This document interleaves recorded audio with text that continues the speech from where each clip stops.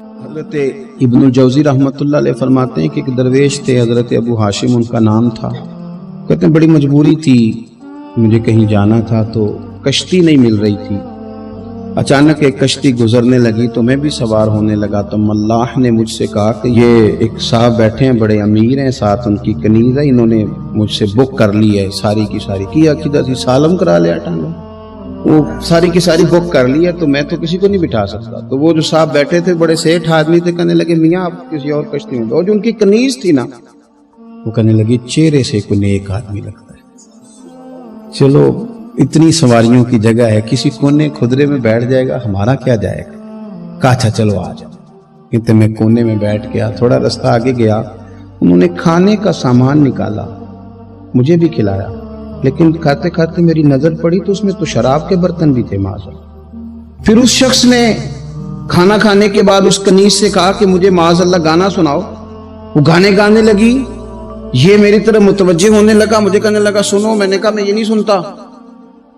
پھر میری طرف شراب بڑھائی، میں نے کہا میں نہیں پیتا، تو کہنے لگا تو کیا سنتا ہے، تو کیا سنتا ہے، تو کہنے لگے میں سناؤں کیا سنتا ہوں۔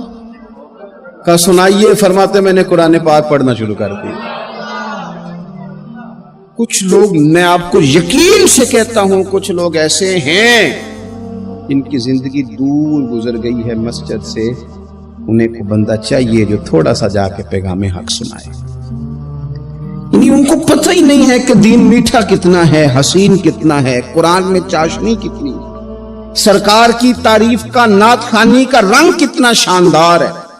میرا یہ ماننا ہے کہ جسے رب رسول کے رنگوں کی خوشبو کا پتہ چل گیا نا، پھر دنیا کا کوئی اور رنگ اسے اپنی طرف مائل کر ہی نہیں سکتا، سوال ہی پیدا نہیں ہوتا۔ کچھ لوگوں نے سونگا نہیں ہے، آئے نہیں ہیں، قریب نہیں آئے۔